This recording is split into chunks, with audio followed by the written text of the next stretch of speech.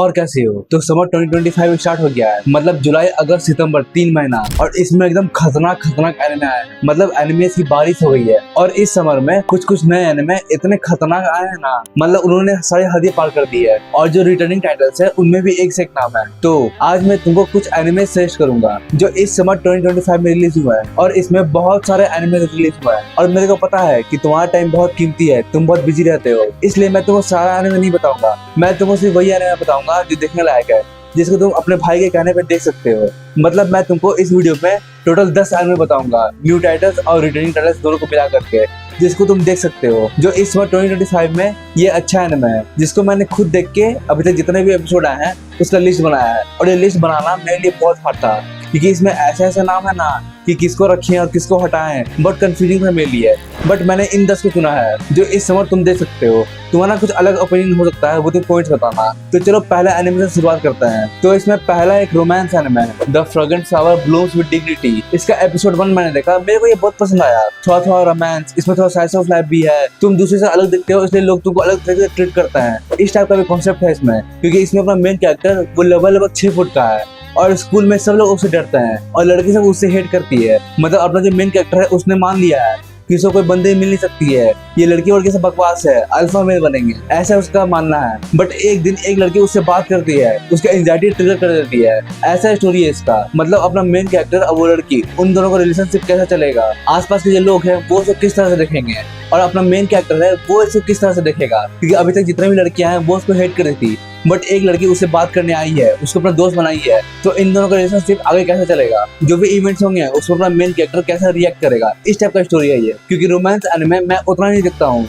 But कभी कभी मैं इसको देख लेता हूँ, क्योंकि हर समय एक्शन नहीं देखना चाहिए, कभी कभी रोमांस भी देखना चाहिए। थोड़ा स्मूथ एनिमे जिससे दिमाग ठंडा रहे। ज्यादा एक्शन से मेरा दिमाग खराब लगता है, इसलिए कभी कभी स्मूथ एनिमे देखना ठीक है। और तुम भी इस एनिमे को ट्राई कर सकते हो, ये romance anime the fragrant flowers blooms with dignity. और यहाँ पे मैंने एक्शन की बात की ही, तो अगला एनिमे एक एक्शन एनिमे है, एक्शन फैंटेसी एनिमे। इस एनिमे का नाम है गाचेकुता। तुमने इसका नाम सुना ही होगा, बहुत पॉपुलर चल रहा है अभी। और अभी तक मैंने जितना भी इसका एपिसोड देखा है ना, मेरे को मजा आ गया लिटरली। इसका एक्शन, इसका स्टोरी ना एकदम एक नंबर है, और इसका एनिमेशन भी एकदम खतरनाक है। इसके वर्ल्ड में 2 टाइप के वर्ल्ड है, एक वर्ल्ड अमीर के लिए है, एक वर्ल्ड गरीब के लिए है, जैसे अपने रियल लाइफ में होता है। और वहाँ पर जो भी जुर्म करता है ना, उसको नीचे फेंक दिया जाता है गरीबों को वर्ल्ड में। और यहीं पे अपना मेन कैरेक्टर है रूदो, उसको बिना मतलब के इल्जाम में फंसा दिया जाता है। मतलब उसने कुछ किया नहीं है, बट उसको क्राइम में फंसा करके उसको नीचे फेंक दिया जाता है। और वहाँ जाके वो इस दुनिया को समझता है कि अमीरों की दुनिया अलग है और गरीबों की दुनिया अलग है। अपना मेन कैरेक्टर रूदो उस कचरे में रह के एलाइज बनाता है, वहाँ के पावर सिस्टम को समझता है और रिवेंज के लिए तैयारी करता है। इस टाइप का ये एनिमे है गाचेकुता। और इसमें एक और कैरेक्टर है इंजिन। ये कैरेक्टर मेरे को बहुत पसंद आया, क्योंकि जब ये रूदो के सामने आता है, अपने आप को इंट्रोड्यूस करता है, तो इसका स्टाइल एकदम गजब होता है। वो चीज मेरे को पसंद आया। और अपना मेन कैरेक्टर तो खतरनाक है ही। ये एनिमे अभी बहुत हाइप पे चल रहा है, इसलिए तुम इसको मिस नहीं कर सकते हो। तो जाओ जाके देखना तुम इस एनिमे को, गाचेकुता है, एक एक्शन एनिमे। मेरे को पता है कि तुमको एक्शन एनिमे बहुत पसंद है, इसलिए मैंने तुमको ये खतरनाक वाला एनिमे सजेस्ट किया है, गाचेकुता। जाके देखना है इसको। और अगला एनिमे एक हॉरर एनिमे है, जिससे मेरी सबसे ज्यादा फटती है, मतलब फट के चार हो जाती है। बट ये एनिमे मेरे को पसंद आया। इसका स्टोरी, इसका जो प्लॉट है, और कहीं जगह पे इसका एनिमेशन एकदम नेक्स्ट लेवल पे चल जाता है। इस एनिमे का नाम है द समर हिकारू डाइड। इसमें 2 दोस्त जो एक दूसरे को पसंद करते हैं, बट एक दिन हिकारू जंगल में गायब हो जाता है और बाद में वापस भी आता है। बट बाद में अपना जो मेन कैरेक्टर है योशिकी, वो कुछ नोटिस करता है कि ये थोड़ा बदला सा लग रहा है। और जब वो जंगल से वापस आता है, तो उसके बाद वो उसके शहर में कुछ इवेंट्स होने लगते हैं, मतलब हॉरिफिक इवेंट्स, कुछ मर जाना, एकदम अलग तरीके से मरना, हॉरिफाइंग टाइप से बहुत सारे इवेंट्स होना शुरू होता है। और फिर वो रिवील करता है कि एक पैरासाइट जैसा चीज हिकारू की बॉडी में आ गया है और वो पूरा शहर में कांड कर रहा है। तो इसमें यही सवाल है, अपना जो मेन कैरेक्टर है योशिकी, वो किसको बचाएगा, अपने दोस्त को कि शहर को? उसके दोस्त की वजह से पूरा शहर मुसीबत में है और उसके दोस्त को किसी ने पोजेस कर लिया है। और वो भाई जो हॉरिफिक कांड करता है ना, और कभी कभी इसका एनिमेशन इतना पीक चल जाता है ना कि क्या बताएं, एकदम खतरनाक वाला हॉरर है। मेरी ऐसी हॉरर सपत्ती है और मैं इसको देखने बैठ गया हूँ। देखो तुम्हारे लिए क्या क्या करना पड़ रहा है। फटते हुए भी मैं हॉरर एनिमे देखता हूँ और तुमको रिकमेंड करता हूँ, इसलिए सब्सक्राइब करो प्लीज। अब अगर तुमको हॉरर देख के तुम्हारी फट जाए, तो अब स्लाइस ऑफ लाइफ एनिमे देखो। ये anime with you and the rain एक स्लाइस ऑफ लाइफ एनिमे है। इसका जापानीज में अमितो किमितो नाम है। एक स्लाइस ऑफ लाइफ एनिमे जो हॉरर के बाद तुम देखोगे ना, तो थोड़ा दिमाग ठीक कर देगा। ये एकदम स्लाइस ऑफ लाइफ एनिमे है, एकदम स्मूथ, एकदम मजा दिलाने वाला। मतलब इसको तुम देखे बोर नहीं होगे, क्योंकि इसमें अपनी मेन कैरेक्टर फौजी, उसको रास्ते में एक रकून मिलता है। पता नहीं वो क्या है, वो कोई इंसान है, जानवर है, क्या है कुछ पता नहीं, बट वो स्मार्ट बहुत है, क्योंकि वो खुद से डब्बा मोड़ लेता है। वो बहुत सारे इंसानों वाला काम खुद कर लेता है एक रकून होकर के। और वो अपने मेन कैरेक्टर फूजी के साथ रहना शुरू कर देता है। मतलब वो उस रकून को स्ट्रीट से उठा के पालने लगती है। और इसमें जो मोमेंट्स है ना, वो सॉफ्ट मोमेंट एकदम स्मूथ वाले, वो देखने में तुमको एकदम मजा आ जाएगा। एकदम हार्ट वार्मिंग वाला मोमेंट्स है वो सब। और इसके जो साइड कैरेक्टर्स है ना, वो भी अपना रोल एकदम बढ़िया से करता है। मतलब ऐसा टिपिकल स्लैश वाला जैसा नहीं है जो तुमको एकदम बोर कर दे। इसका स्टोरी भी तुमको हुक करके रखेगा और इसका जो स्मूथनेस है ना, उससे भी तुम एकदम खुश रहोगे, क्योंकि इससे पहले तुम फड़वा के आए हो हॉरर देख करके। तो फिर उसके बाद ये जो स्लाइस ऑफ लाइफ एनिमे है, ये तुम्हारा सील लेगा आराम से। इसलिए तुम इस एनिमे को देखना, आमे तो कीमी तो अच्छा एनिमे है ये, एकदम smooth anime. With you and the rain. अब अगला एनिमे, ये कोई ऐसा वैसा एनिमे नहीं है, ये एनिमे लिटरली तुम्हारा दिमाग और दिल दोनों फाड़ के रख देगा। ये एनिमे एकदम डिप्रेशन वाला एनिमे है। मतलब इसको देख के तुम डिप्रेशन में चले जाओगे, ऐसा एनिमे ये। यहाँ तक कि इसके क्रिएटर स्टार्टिंग में डिस्क्लेमर देते हैं एनिमे के लिए कि इसको अपने रिस्क पे देखें, आपका दिमाग खराब हो सकता है। तुमने गेस कर लिया होगा, मैं बात कर रहा हूँ टोकोपीज ओरिजिनल सिन की। अभी इसका एपिसोड 4 आया है और क्या खतरनाक एपिसोड था वो। मतलब जब मास्टरपीस का हायर लेवल होता है ना, वो था वो एपिसोड, इसका एपिसोड 4। और ये जो पूरा एनिमे है ना, एकदम नेक्स्ट लेवल एनिमे है ये। मतलब तुम डोरेमोन देखे हो ना, कार्टून वाला, वो नोबिता के लिए खुशियां लेके आता है, अपने गैजेट से उसको हेल्प करता है। ये भी उसी टाइप का है,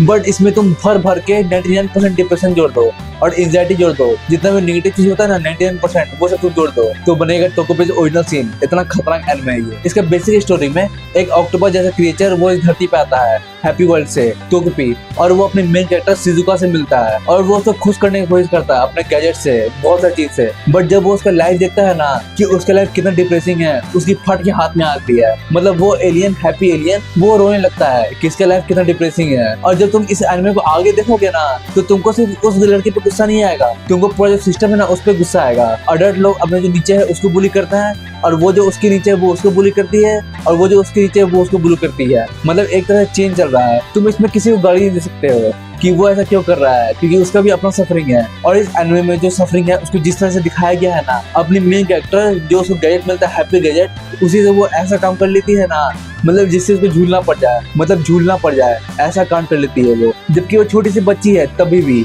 इतना खतरनाक डिप्रेशन वाला एनिमे है ये। मतलब तुम्हारे दिमाग को उड़ा दे, दिल को चीर दे, इतना खतरनाक एनिमे है ये। बट अगर तुम इसको एक बार देख लोगे ना, तो तुम इसे हुक हो जाओगे। फिर हर सप्ताह तुम इसका वेट करोगे कि कब आएगा और कब देखेंगे। इस टाइप का एनिमे है ये, तो तुमको तिलमिला के रख दे। और मैं कह सकता हूँ कि ये एक अंडररेटेड जेम एनिमे है, तो इसको तुम पक्का देखना, टोकोपीज ओरिजिनल सिन। तुम फिर मेरे को थैंक यू बोलोगे या फिर गाली भी दे सकते हो अगर तुमको डिप्रेशन में जाते हो। और अगला एनिमे बहुत खतरनाक एनिमे है ये मिस्ट्री एनिमे ने पूरे इंटरनेट को हिला कर रख दिया है। जबकि ये जापान से आया भी नहीं है, ये चाइना से आया है। मतलब चाइनीज आइटम को बोलते हैं ना कि चला तो शाम तक वरना चांद तक। ये एनिमे लिटरली चांद तक चला गया है, पूरे इंटरनेट को हिला कर रख दिया इस एनिमे ने। लॉर्ड ऑफ द मिस्ट्रीज, एकदम खतरनाक एनिमे है ये। जबकि ना ये इंग्लिश में है ना ही जापानीज में है, चाइनीज में ये एनिमे। बट जो इसका एनिमेशन यूज किया है ना, ऐसा एनिमेशन तुमने आज तक कभी नहीं देखा होगा। इसको बहुत लोग बोल रहे हैं कि अटैक ऑन टाइटन से भी बढ़िया एनिमे है ये, क्योंकि इसका जो लाइट नॉवेल है लॉर्ड ऑफ द मिस्ट्रीज, उससे उठा के बनाया गया है इस एनिमे को या फिर डांगो को। और ये एनिमे AOT को भी फेल कर दिया है, ऐसा बहुत लोग इंटरनेट पे क्लेम कर रहे हैं। और मेरे को भी कहीं ना कहीं थोड़ा बहुत लगता है, क्योंकि एक उसका स्टोरी इतना कॉम्प्लेक्स है ना कि तुमको एक बार में समझ में नहीं आएगा, तुमको बार बार पीछे करके देखना पड़ेगा कि क्या हुआ। और चाइनीज में है ना, तो थोड़ा सा टाइटल पर ज्यादा ही ध्यान देना पड़ता है। बट इस एनिमे में जो होता है ना, जैसा हम लोग एक्सपीरियंस कराया जाता है उसके एनिमेशन को, इसका जो स्टोरी है वो सबको, ये IMAX में दिखाना चाहिए ये बड़े स्क्रीन पे।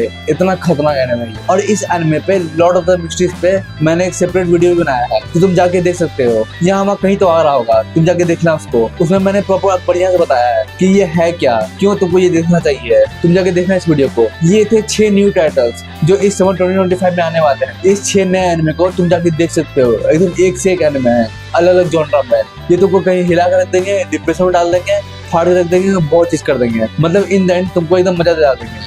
तो ये 6 एनिमे तुम देख रहा है, एकदम नया एनिमे। अब बात करते हैं सीक्वल्स की, जो सीजन 2 सीजन 3 आने वाला है, और इसमें भी एकदम खतरनाक नाम है। तो उसमें अगला एनिमे दान दान का सीजन 2, हाँ सीजन 2, उसका जो मूवी आया था ना, उसके बाद सीजन 2 जो रिलीज हो गया है, जो ईविल आई की बात का स्टोरी है। और इसके एपिसोड 1 देख के मैं ये तो समझ गया कि स्टूडियो ने इसमें ज्यादा मेहनत किया है, इसके एनिमेशन को और अपग्रेड कर दिया गया है। मतलब पहले से तो ये एकदम कड़क था और ये और ज्यादा कड़क हो गया है, तुमको देखने में एकदम मजा आ जाएगा। और इसका ओपनिंग सॉन्ग और एंडिंग सॉन्ग वो तो मस्त है ही, ऑलवेज दान का हमेशा से होता है। ये मेरा रिंगटोन है। अब मैं सीजन 2 का जो ओपनिंग सॉन्ग है ना, उसको रिंगटोन बनाऊंगा, क्योंकि ये है ही इतना मस्त। तो तुम जाके देखना इसको, दान का सीजन 2, अगर तुमने इसको फॉलो नहीं किया है तो। और अगला एनिमे हम सब लोगों के लिए है, मतलब हम सब लोग ठरकी लोग हैं ना, उनके लिए है, क्योंकि ये एनिमे है माय ड्रेस अप डार्लिंग का सीजन 2, जिसमें वो कॉस्प्ले करती है और अपने मेन कैरेक्टर के ऊपर चढ़ जाती है, एकदम खतरनाक पोज देती है। हाँ वही एनिमे, इसका सीजन 2 आ गया है। मतलब जो हम लोग का फैंटेसी है ना कि कॉस्प्ले गर्ल्स, वाइट फैंटेसी, ये सब चीज वो इस एनिमे में तुमको देखने मिलेगा।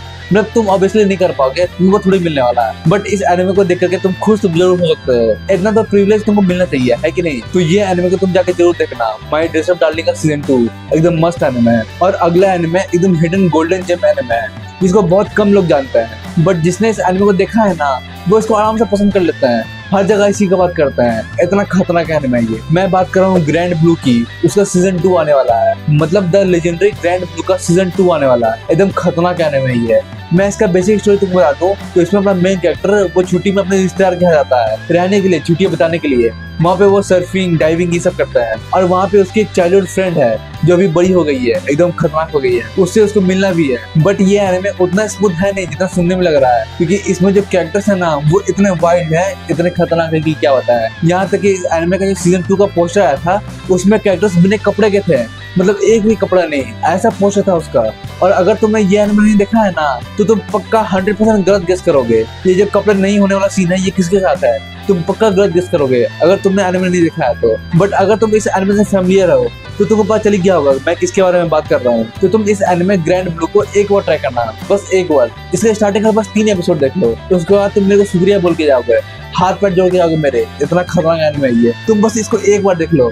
तुमने अगर प्रिजन स्कूल देखा है ना वैसा ही है, दोनों सेम नहीं है बट तुम समझ गए होगे कि किस टाइप का एनिमे है ये एनिमे ग्रैंड ब्लू। और उसके बाद अगला एनिमे जो मेरे को कतई पसंद नहीं है, तब भी मैं इसको हमेशा देखता हूँ, हमेशा इसके एपिसोड का इंतजार करता हूँ। और अभी जो लेटेस्ट कांड हुआ है ना इसके मांगा में, उसके बाद और पसंद नहीं आ रहा है, बट तब भी मेरे को इसको देखने का मन कर रहा है, इतना खतरनाक एनिमे है ये। मैं बात कर रहा हूँ रेंट अ गर्लफ्रेंड की, इसका सीजन 4 आने वाला है। मतलब ये जो सीट है ये कितना बड़ा हो सकता है कि सीजन 1, 2, 3 नहीं 4 आने वाला है। मतलब जो तुम्हारा बच्चा कुछ हिम्मत था ना, इसका सीजन 4 देखे वो भी खत्म हो जाएगा, क्योंकि मैं इसका लेटेस्ट मांगा पढ़ रहा हूँ। और अभी जो इसका चैप्टर आया है, और अभी जो इसका लेटेस्ट चैप्टर आया है, आई थिंक हाल ही में 1 सप्ताह में आया है, क्या खतरनाक चैप्टर था वो अच्छा चैप्टर था, बुरा चैप्टर था, सीट वाला चैप्टर था, दिमाग खराब करना चैप्टर था। कुछ समझ में नहीं आता मेरे को कि क्या हो रहा है यहाँ पे, क्यों हो रहा है यहाँ पे, आखिर चिज़रू चाहते क्या है। ये जो अपना चुतिया लौंडा है काव्या, ये आखिर छोड़ क्यों नहीं देता, आखिर कब तक सहेगा ये चीज, ये टॉर्चर कब तक सहना पड़ेगा उसको भी और सबसे ज्यादा हम लोग को।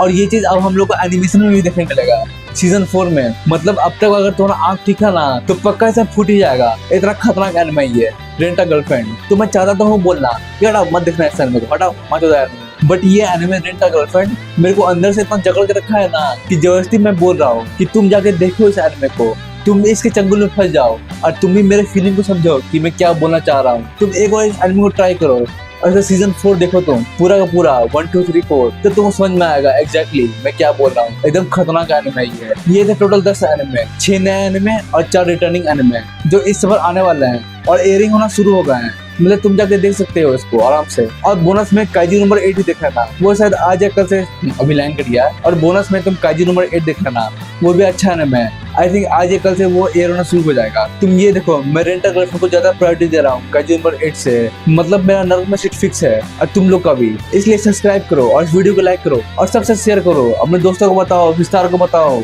सबको दिखाओ ये एनिमे, खासकर रेंट अ गर्लफ्रेंड। सबको डिप्रेशन में डाल दो और जब डिप्रेशन से सब रिकवर हो रहे हो ना तो सबको ताकुपिस ओरिजिनल सीन दिखा देना, मतलब डिप्रेशन में डूब के मर ही जाए सब, ऐसा कर देना सबके साथ। और कमेंट में तुम अपना लिस्ट बताना कि तुम कौन कौन सा एनिमे देखोगे। Bye bye, sayonara.